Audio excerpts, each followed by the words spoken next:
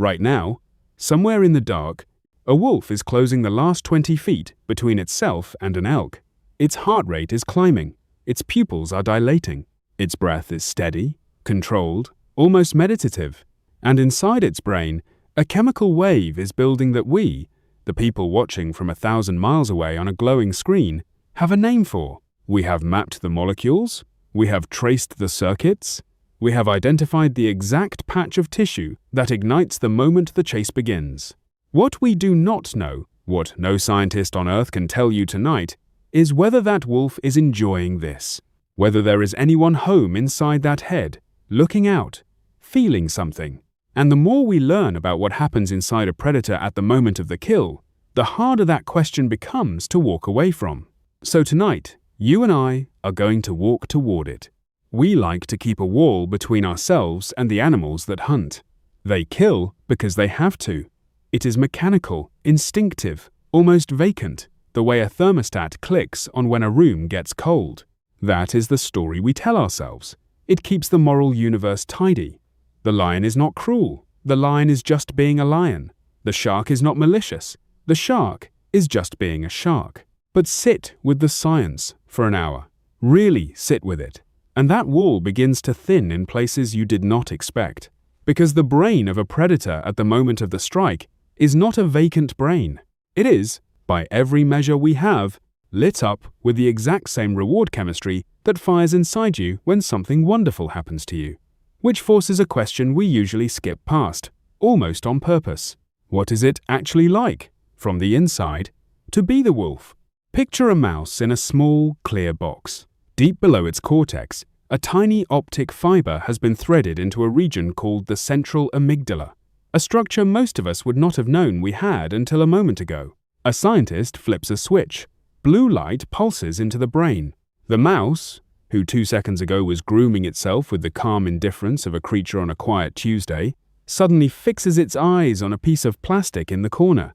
It stalks, it pounces, it bites. It does this to bottle caps, to wooden blocks, to anything that vaguely resembles prey, including, in some versions of the experimenter's fingers. The drive is not a choice the mouse is making. There is no deliberation. There is no aggression in the ordinary sense. No rage, no fear. It is a circuit, sleeping under the surface of every meal it has ever eaten, that someone with a laser has just turned on. The same architecture, with minor variations, lives in cats, in wolves, in bears, in killer whales, and in, almost certainly, you. The hunter is not a personality. The hunter is a switch, waiting for a reason. And here is where it gets strange. While that circuit is firing, something else happens inside the predator's body that you would never predict from the outside. The pain system goes quiet. A wolf running down an elk can take a kick to the ribs that would put a human flat on a hospital floor for a week and not slow down. A house cat with a mouse in its jaws, scratched and bleeding across its face, will keep hunting like nothing has happened. This is not bravery. This is not toughness. This is chemistry. The brain, during predation, floods itself with its own natural opioids, the same family of molecules that morphine imitates, and the body simply stops registering damage until the work is done. The predator is, in the most literal sense of the word, high while it kills, not metaphorically, pharmacologically. The kill comes wrapped in its own anesthesia. Read that line again, slowly. The kill comes wrapped in its own anesthesia. The hunter does not feel the wound until the prey is on the ground. Now layer one more thing on top of all of that: dopamine. The molecule of wanting, of anticipation, of that small bright pull you feel when your phone buzzes and you do not know yet who it is. In a predator on the hunt, dopamine does not trickle. It surges.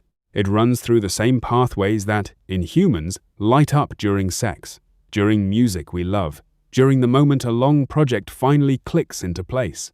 The neuroscientist Jaak Panksepp spent his career mapping these circuits across mammals, and he gave this particular system a name. He called it the seeking system. He was careful, almost painfully careful, never to overstate what it felt like from the inside of another animal's skull. But he said something once that has stayed in the literature ever since. He said that whatever a predator is feeling in those final seconds before the strike It is not nothing. It is not suffering. It is, in some sense we cannot fully translate into our language, good. There is, he wrote, a savage joy in there somewhere. That phrase belongs to him. He was a scientist, and he chose those words on purpose, and he never took them back. But if you stop the story here, you have only the easy half of the picture.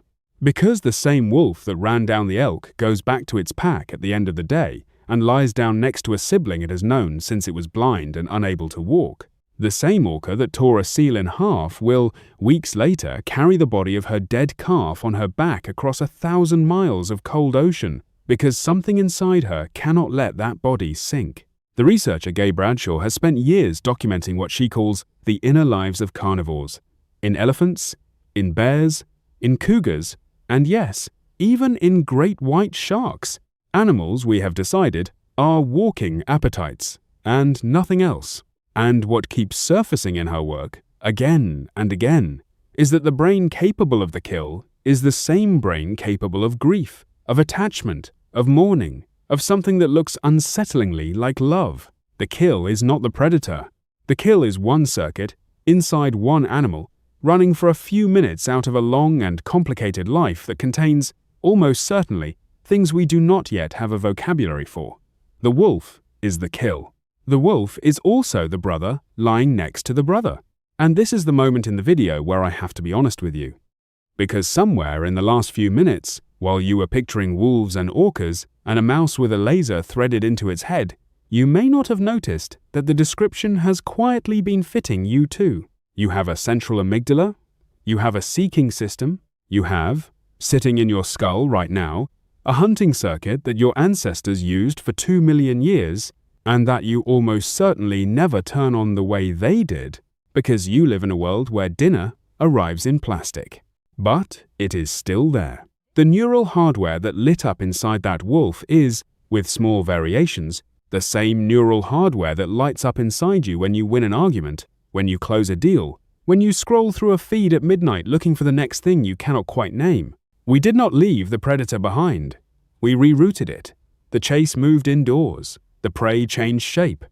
The reward stayed exactly the same. There is a moment, recorded by researchers studying lions in the Serengeti, where a young male, fresh from his first solo kill, stood for nearly a full minute over the body of a wildebeest. He did not eat. He did not look around for threats. He just stood there, his sides heaving, his eyes half closed, in what one of the observers, in her field notes, described as a state that, in a human, you would call quiet, not triumphant, not hungry, quiet. We do not know what was happening inside that lion. We have the chemistry, we have the circuits, we have the maps of every glowing region that fired and went dark during the chase. What we do not have, and what we may never have, is the one thing that would settle the question for good, which is the view from inside his skull. And maybe that is the part you should sit with tonight. That there is an animal, alive on this planet right now, doing something we have spent our entire history calling savage. And the closer we look at his brain, the more it resembles ours. Not in the kill itself, in the silence. Whatever that silence is, that comes after. If something in this one landed, I want to hear it. Leave a comment and tell me which part of the predator's brain felt closest to yours and which part felt furthest away. I do read them. If you want to keep sitting with questions like this, the kind that do not let you fall asleep right away, subscribe. I will see you in the next one.